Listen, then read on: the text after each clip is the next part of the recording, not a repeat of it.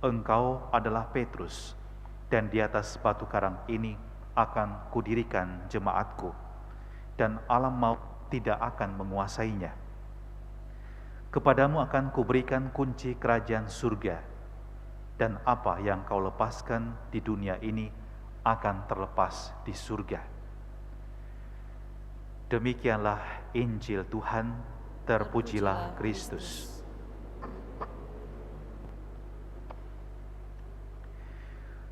Saudara-saudara terkasih, orang-orang Romawi kuno sangat menyukai yang disebut peringatan orang yang sudah meninggal. Dan kalau mereka berkumpul untuk memperingati orang yang telah meninggal, mereka akan menempatkan di tengah-tengah mereka sebuah kursi yang kosong. Kursi kosong itu ditujukan bukan untuk orang yang hadir secara fisik, melainkan ditujukan untuk menyatakan kehadiran orang yang sedang dikenang. Persis dalam kebudayaan kita juga menemukan hal-hal seperti itu. Kalau orang Tionghoa sembahyang, maka akan disajikan itu minimal 7 macam jenis makanan, dan kemudian ketika sembahyang juga akan ada ritus di mana arwah tersebut dianggap hadir di tengah-tengah keluarga. Demikian juga orang-orang Romawi kuno, mereka memberikan tempat bagi yang sudah meninggal dengan menempatkan kursi di sana. Pada hari ini kita merayakan pesta tahta Santo Petrus, tahta katedra, dan itu sebabnya di mana tahta seorang uskup agung berada, di sana disebut sebagai katedral, dan tidak sembarang orang bisa duduk di sana. Saya tidak bisa katakan saya numpang, saya duduk dulu di sana, bukan. Itu bukan kursi untuk saya. Itu hanya bisa diduduki oleh uskup. Tahta Santo Petrus mengingatkan kita akan tentu Rasul Petrus yang dipilih oleh Yesus sendiri menjadi gembala agung bagi gerejanya. Dan kemudian juga selain Petrus, para pengganti Petrus ialah para paus kita. Dan apa yang ditegaskan sebenarnya dengan keberadaan katedra ini, bukan pertama-tama soal orang yang dulu pernah hidup, sudah meninggal dan kita kenang begitu saja. Tetapi lebih dari itu, tahta itu melambangkan sebenarnya kuasa Allah di dalam diri manusia. Jadi kalau kita melihat tahta dari uskup agung kita, di sana kita menghadirkan kuasa Allah di tengah-tengah gereja kita ini, gereja lokal Keuskupan Agung Makassar. Yang tidak kalah pentingnya adalah bahwa di katedra itu yang dilambangkan kuasa Allah, di sana ada juga penggembalaan yang ditugaskan oleh Allah kepada Rasul Petrus dan pengganti-penggantinya. Dan ini ditegaskan di dalam bacaan pertama, dalam surat pertama Rasul Petrus. Petrus berpesan kepada mereka yang diberikan fungsi untuk menggembalakan umat, agar mereka menggembalakan kawanan domba Allah jangan dengan terpaksa. Ada juga penafsiran yang mengatakan jangan dengan memaksa. Jadi pertama-tama dari pribadi itu sukarela, tapi juga tidak kemudian menindas, menjajah, apalagi memanfaatkan kawanan domba Allah untuk kepentingannya. Sesuai dengan kehendak Allah, maka seorang gembala seperti Petrus dan para penggantinya tidak pertama-tama memikirkan apa yang menjadi kehendak dia, tetapi apa yang menjadi kehendak Allah, sehingga mereka adalah orang-orang yang dekat dengan Allah. Tidak mencari keuntungan, tapi mengabdikan diri. Dan dikatakan juga, jangan berbuat seolah-olah mau memerintah mereka yang dipercayakan kepadamu, tetapi hendaklah kamu menjadi teladan. Unsur-unsur tugas penggembalaan ini tidak hanya diberikan oleh Yesus kepada Petrus dan para penggantinya, juga mereka yang diberikan tugas dan panggilan untuk melayani gereja seperti yang kita kenal para imam. Tetapi juga sesungguhnya di dalam keluarga kita itu dipanggil menjadi gembala. Seorang suami adalah imam, nabi dan raja dalam keluarga, dan seorang istri adalah penolong yang sepadan dengannya. Dalam arti sebenarnya seorang istri pun memainkan perannya di sana bersama dengan suami. Jadi kalau pesawat ada pilotnya, ada co-pilotnya. Kalau bus ada sopirnya, ada kondekturnya. Dua-duanya berperan menjadi gembala dalam keluarga. Dan persis pesan Rasul Petrus juga berlaku untuk kita, bahwa kita pertama-tama harus menggembalakan dengan sukacita. Kalau orang tua terpaksa menjadi orang tua, yakinlah anak-anaknya akan tidak bahagia dan tersiksa. Lihat saja, di mana keluarga di sana anak-anak merasa tidak dicintai, orang tua harus bertanya pada dirinya, apakah mereka orang tua yang bahagia? Yang kedua adalah tidak main kuasa, tetapi selalu melihat apa yang baik dan apa yang berguna untuk perkembangan kawanan domba. Jadi kalau sebagai orang tua berfokus pada kebutuhan anak, apa yang mereka butuhkan untuk merasa aman, merasa dicintai dan dihargai. Dan tidak kalah penting yang terakhir adalah menjadi teladan. Dan ini persis tantangan dan hal yang paling sulit. Bayangkan kita hidup seperti dalam sebuah akuarium. Kita akan terlihat oleh anggota keluarga kita. Kalau kita mengajarkan sesuatu kepada anak kita akan bercermin pada kita, apakah kita juga melakukan apa yang kita ajarkan. Maka menjadi seorang gembala juga dalam keluarga adalah panggilan untuk menunjukkan keteladanan hidup yang baik di dalam perkataan, di dalam perbuatan, di dalam cinta, pelayanan, dan pengorbanan diri. Semoga kita menjadi pelayan-pelayan baik di dalam gereja Allah, tapi juga dalam gereja mini, Ecclesia Domestika, dan itu adalah keluarga kita masing-masing. Amin.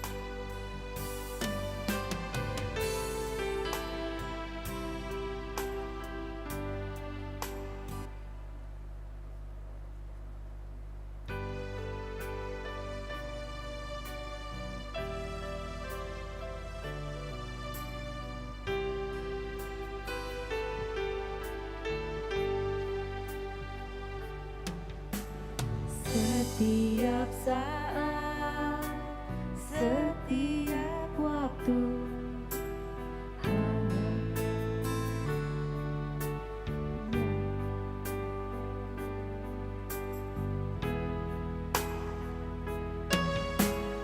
setiap saat, setiap waktu, hanya Kau Tuhan yang aku perlu, penyertaan-Mu, kekuatan-Mu yang menjadi doaku.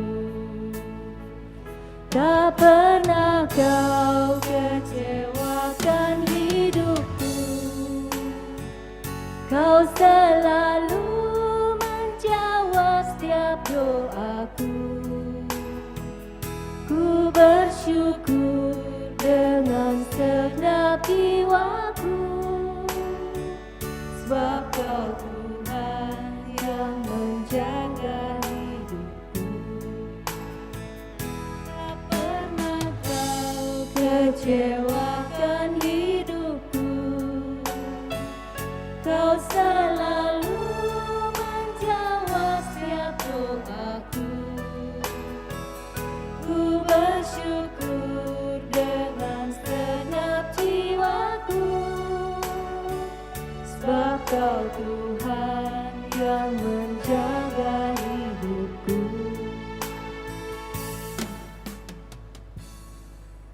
Berdoalah saudara-saudari supaya persembahanku dan persembahanmu berkenan pada Allah Bapa yang Maha Kuasa. Semoga persembahan yang diterima demi kemuliaan Tuhan dan keselamatan kita serta seluruh umat Allah yang kudus.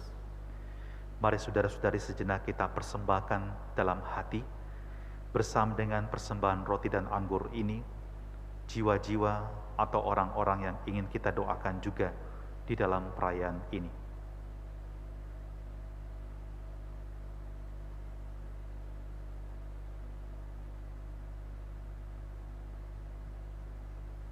Allah Bapa yang Maha Kudus, sudilah menerima doa dan persembahan gerejamu ini. Semoga berkat penggembalaan dan pengajaran Santo Petrus, kami diteguhkan dalam iman, amal, dan kasih dengan pengantaran Kristus Tuhan kami. Amin. Tuhan sertamu, dan sertamu juga. Marilah mengarahkan hati kepada Tuhan. Sudah kami arahkan. Marilah bersyukur kepada Tuhan Allah kita. Sudah layak dan sepantasnya. Sungguh layak dan sepantasnya ya Bapa yang kudus, Allah yang kekal dan kuasa, bahwa dimanapun juga kami senantiasa bersyukur kepadamu. Sebab Engkaulah Gembala kekal yang tak pernah meninggalkan kami kawananmu. Sebaliknya Engkau selalu menjaga dan melindungi kami lewat para rasul-Mu. Engkau telah melantik para rasul menjadi gembala yang memimpin kawananmu, yaitu umat yang percaya kepada Putra-Mu. Oleh sebab itu kami bermadah memuliakan Dikau bersama para malaikat dan laskar surgawi yang tak henti-hentinya berseru, Kudus, kudus, kuduslah Tuhan, Allah segala kuasa, surga dan bumi penuh kemuliaan-Mu. Terpujilah Engkau di surga, Diberkatilah yang datang dalam nama Tuhan, terpujilah Engkau di surga. Sungguh kuduslah Engkau ya Bapa, sumber segala kekudusan. Maka kami mohon kuduskanlah persembahan ini dengan pencurahan Roh-Mu, agar bagi kami menjadi tubuh dan darah Putra-Mu terkasih, Tuhan kami Yesus Kristus. Ketika akan diserahkan untuk menanggung sengsara dengan rela, Yesus mengambil roti, mengucap syukur kepadamu, lalu memecah-mecahkan roti itu dan memberikannya kepada murid-muridnya seraya berkata, Terimalah dan makanlah, inilah tubuhku yang diserahkan bagimu.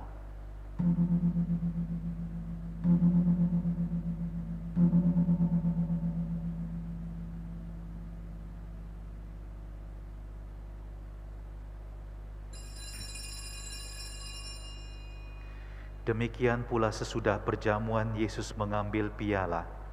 Sekali lagi ia mengucap syukur kepadamu, lalu memberikan piala itu kepada murid-muridnya seraya berkata, Terimalah dan minumlah, inilah piala darahku, darah perjanjian baru dan kekal, yang ditumpahkan bagimu dan bagi semua orang demi pengampunan dosa.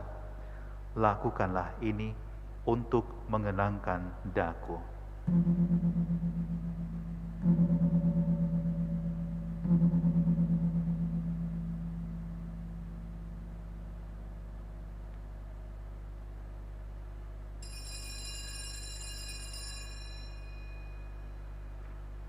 Marilah mewartakan harapan iman kita. Kristus telah wafat, Kristus telah bangkit, Kristus akan kembali. Sambil mengenangkan wafat dan kebangkitan Kristus, kami mempersembahkan kepadamu ya Bapa, roti kehidupan dan piala keselamatan. Kami bersyukur sebab kami Engkau anggap layak menghadap Engkau dan berbakti kepadamu. Kami mohon agar kami yang menerima tubuh dan darah Kristus dihimpun menjadi satu umat oleh Roh Kudus. Bapa, perhatikanlah gerejamu yang tersebar di seluruh bumi. Sempurnakanlah umatmu dalam cinta kasih. Dalam persatuan dengan Paus kami Fransiskus dan Uskup Agung kami John Likwada, serta para imam, diakon, dan semua pelayan sabdamu. Ingatlah akan saudara-saudari kami kaum beriman yang telah meninggal dengan harapan akan bangkit. Dan akan semua orang yang telah berpulang dalam kerahiman-Mu. terimalah mereka dalam cahaya wajah-Mu. Kasihanilah kami semua agar kami Engkau terima dalam kebahagiaan abadi, bersama Santa Maria, Perawan dan Bunda Allah, bersama Santo Yusuf, mempelainya yang suci dan setia, bersama para rasul dan semua orang kudus dari masa ke masa yang hidupnya berkenan di hati-Mu. Semoga kami pun Engkau perkenankan turut serta memuji dan memuliakan Dikau dengan pengantaran Yesus Kristus Putra-Mu. Dengan pengantaran Kristus bersama Dia dan dalam Dia, bagi-Mu Allah Bapa yang Maha Kuasa, dalam persekutuan dengan Roh Kudus, segala hormat dan kemuliaan sepanjang segala masa. Amin.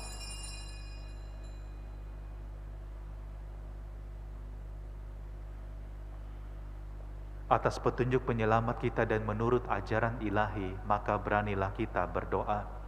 Bapa kami yang ada di surga, dimuliakanlah nama-Mu, datanglah kerajaan-Mu, jadilah kehendak-Mu di atas bumi seperti di dalam surga.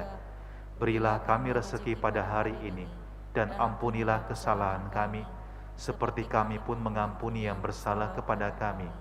Dan janganlah biarkan kami masuk ke dalam pencobaan, tetapi bebaskanlah kami dari yang jahat. Ya Bapa, bebaskanlah kami dari segala yang jahat dan berilah kami damai-Mu.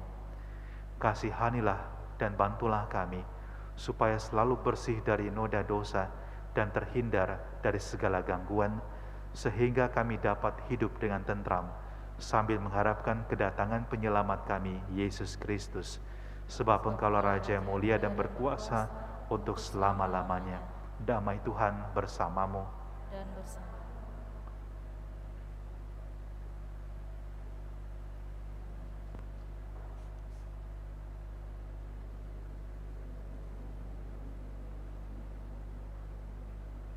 Perpaduan tubuh dan darah Tuhan kita Yesus Kristus ini memberikan kehidupan abadi kepada kita semua yang akan menyambutnya.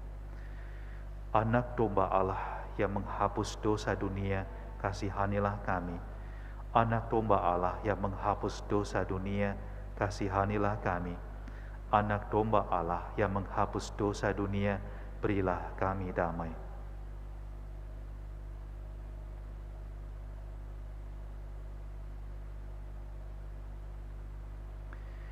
Inilah anak domba Allah yang menghapus dosa-dosa dunia. Berbahagialah kita semua yang diundang ke perjamuan Tuhan. Ya Tuhan, saya tidak pantas Tuhan datang pada saya, tetapi bersabdalah saja, maka saya akan sembuh. Yesus, Yesus,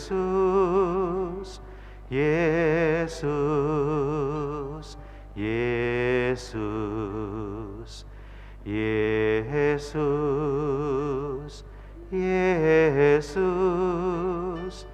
Yesus, Yesus,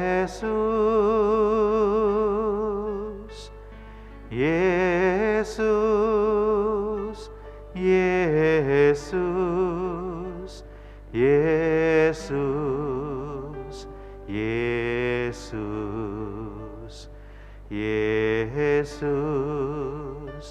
Yesus, Yesus,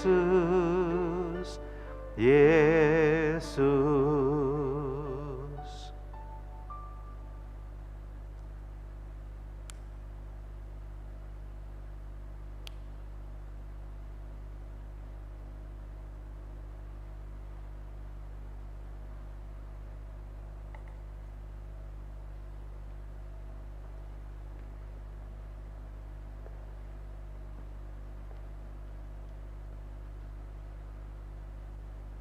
Tubuh Kristus, tubuh Kristus, tubuh Kristus, tubuh Kristus, tubuh Kristus, tubuh Kristus, tubuh Kristus, tubuh Kristus, tubuh Kristus, tubuh Kristus, tubuh Kristus, tubuh Kristus, tubuh Kristus, tubuh Kristus, tubuh Kristus, tubuh Kristus, tubuh Kristus, tubuh Kristus.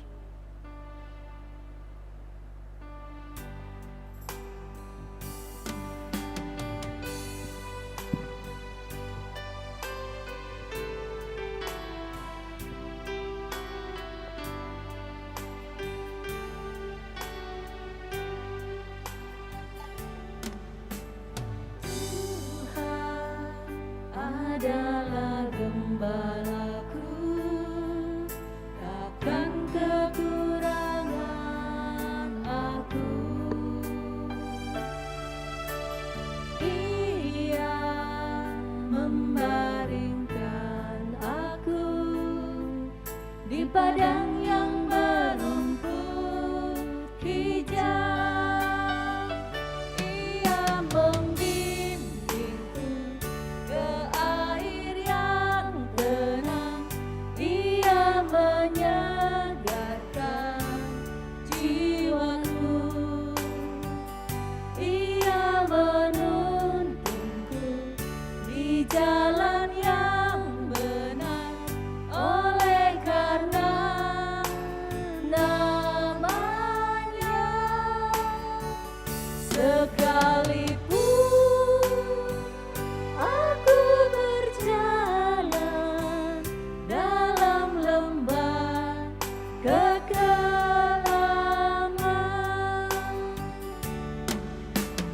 aku tidak takut bahaya, sebab Engkau besertaku.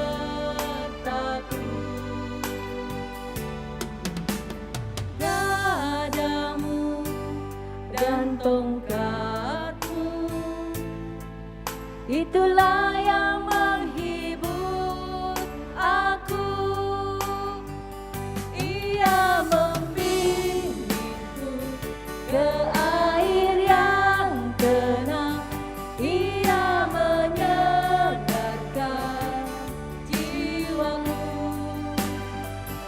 Ia menuntunku di jalan yang benar, oleh karena namanya.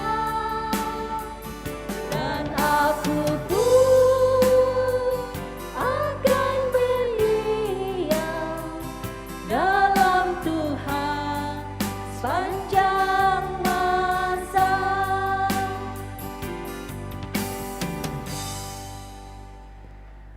Petrus berkata kepada Yesus, "Engkaulah Mesias, Putra Allah yang hidup." Yesus bersabda, "Engkaulah Petrus, dan di atas batu karang ini aku akan mendirikan gerejaku." Marilah berdoa. Allah Bapa yang Maha Baik, berkat santapan tubuh dan darah Kristus, Engkau menguatkan kami pada pesta Santo Petrus Rasul. Semoga perayaan penebusan ini mendatangkan bagi kami perdamaian dan kehidupan abadi dengan pengantaran Kristus Tuhan kami. Amin. Setelah Ekaristi, bagi mereka yang belum menerima abu dan ingin menerimanya, nanti bisa maju ke depan. Terima kasih kepada semua yang telah melayani kita dalam Ekaristi ini. Semua teman-teman, semoga Tuhan memberkati kita semua.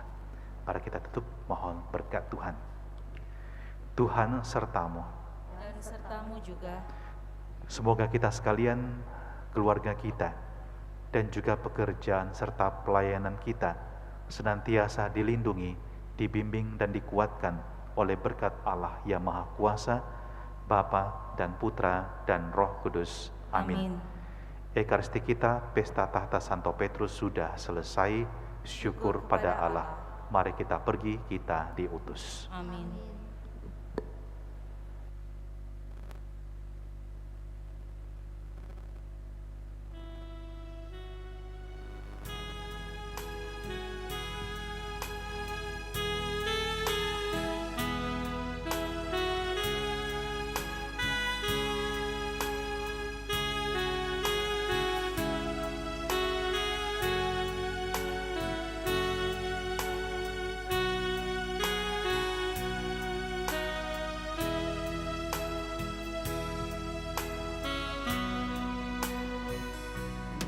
Kalvari, tanganmu terpaku berlumuran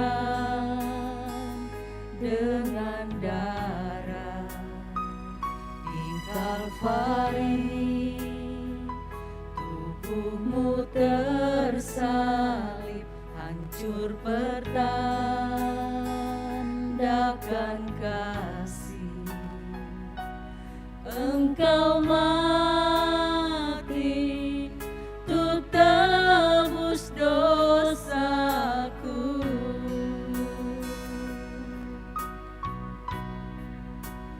Engkau mati untuk beriku hidup.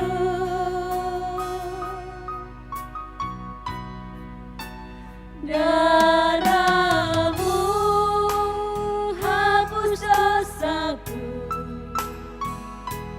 Darahmu telah pulihkanku. Darahmu yang sucikanku, Yesus.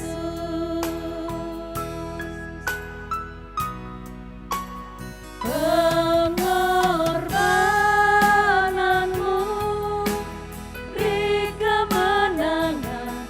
Pengorbananmu layakkan aku untuk memiliki hidup yang kekal.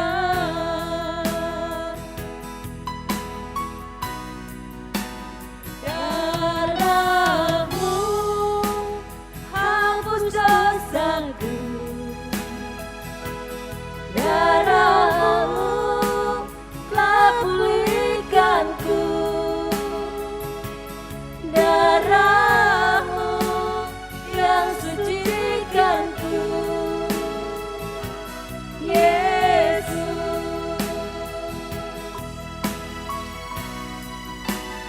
Pengorbananmu beri kemenangan. Pengorbananmu layakkan aku untuk memiliki hidup yang kekal.